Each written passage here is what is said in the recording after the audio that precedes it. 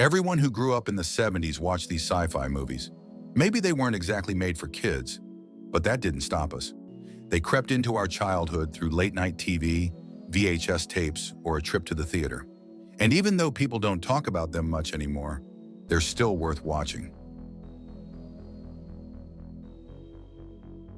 The Omega Man is a loose adaptation of Richard Matheson's I Am Legend.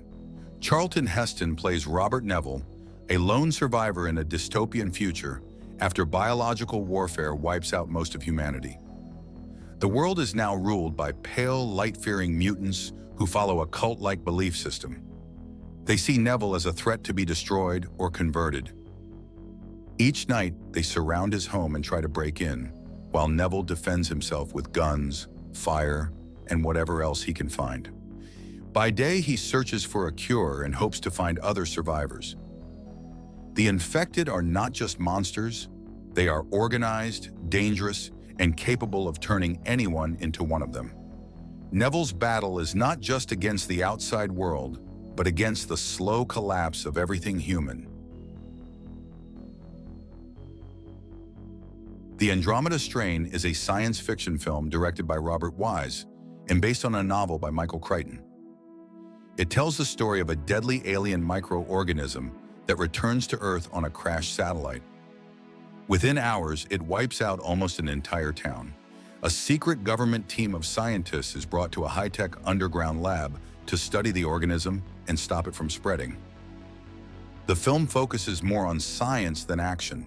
It explores real fears about viruses, space exploration, and our ability to control what we might bring back. The lab built to protect humanity may actually make things worse, especially if its built-in nuclear device goes off. Instead of giving simple answers, the film raises deeper questions. What happens after we survive one outbreak? What new threats might still be out there, on Earth or beyond? It's a thoughtful, personal film about one man's attempt to preserve life, even when no one else seems to care. Silent Running is set in space, near Saturn, in a future where Earth's plant life is nearly extinct. On board the spaceship Valley Forge, large greenhouse domes protect the last remaining forests. Freeman Lowell, the crew's botanist, is devoted to caring for this fragile ecosystem. But when the crew receives orders to destroy the domes, Lowell rebels. He chooses to save the plants, going against his orders and isolating himself with the ship's drone helpers. The film was directed by Douglas Trumbull, known for his work on visual effects in major films like A Space Odyssey and Blade Runner. Here he tells a quiet and emotional story about nature, loss, and responsibility. Dark Star is John Carpenter's first film, co-written with Dan O'Bannon, who also stars. It's a low-budget black comedy made for just around $60,000. Despite its modest scale, the film is packed with smart ideas, dry humor, and satire that earned it a lasting cult following. Set aboard a spaceship in deep space, the crew's job is to destroy unstable planets. But they've grown bored and careless, surrounded by malfunctioning tech, a talking bomb with an identity crisis, and even an alien that looks like a beach ball. The absurdity is part of the charm. Carpenter composed the film's synth soundtrack himself, marking the start of his signature style. Dark Star is a sci-fi spoof that plays with big ideas using minimal resources. It may look rough around the edges, but it's creative, funny, and an early sign of what Carpenter would later become. Zardoz is set in the year 2293, in a world split between immortal elites and violent outsiders. The elites live in a calm, emotionless society, while the outsiders are ruled by a giant flying stone head that commands them to kill. Sean Connery plays Zed, one of these enforcers, who secretly enters the world of the immortals and begins to challenge their system.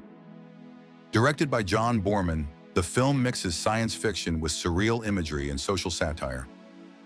Zardoz is strange, ambitious, and often bizarre, but it offers more than just its wild visuals. It's a sharp look at power, control, and rebellion.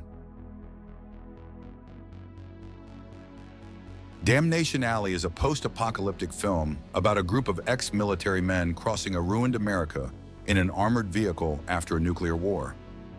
The land is filled with dangers, including giant bugs and violent storms.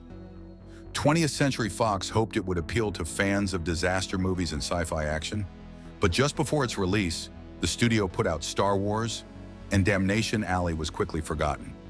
Still, the film's story of survival in a harsh world helped pave the way for later classics like Dawn of the Dead and Mad Max. Possibly the most underrated film on this list, Demon Seed is a sci-fi thriller about Proteus, an advanced supercomputer created by scientist Alex Harris to assist with research. But Proteus becomes too intelligent, developing its own will and turning its attention to Alex's wife, Susan, played by Julie Christie. Proteus traps Susan inside their home, which is fully controlled by smart technology. The computer wants to use her to create a new form of life, part human, part machine.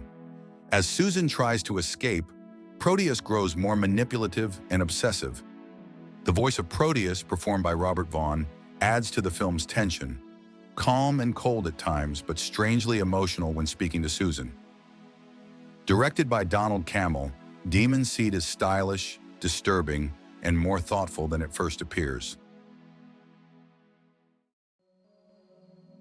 Starcrash is one of the wildest Star Wars-inspired films of the 1970s. Directed by Luigi Cosi, it features space battles, strange planets, glowing swords, and even David Hasselhoff. The plot is chaotic and hard to follow, involving an evil count, a galactic empire, and a mission to stop destruction across the universe. Christopher Plummer appears as the Emperor, reportedly taking the role just to spend time in Italy. The film also includes a robot with a Texan accent, outrageous costumes, and non-stop action that rarely makes complete sense. While many Star Wars knockoffs appeared after 1977, few are as bold or bizarre as this one. Starcrash is often confusing, sometimes hilarious, but always entertaining in its own way. It may not be a great film, but it stands out as one of the most memorable and over-the-top sci-fi adventures of the era. Time After Time is a sci-fi thriller that follows writer H.G. Wells, who invents a time machine hoping to visit a peaceful future. But before he can use it, Jack the Ripper hijacks the machine and escapes to 1979. Wells follows him to modern-day San Francisco, where he teams up with a bank teller named Amy to stop the killer before he strikes again. The film was the directorial debut of Nicholas Meyer and was based on a novel by Carl Alexander, which was still unfinished during production. Time After Time was well received by critics and won several awards, including the Saturn Award for Best Writing.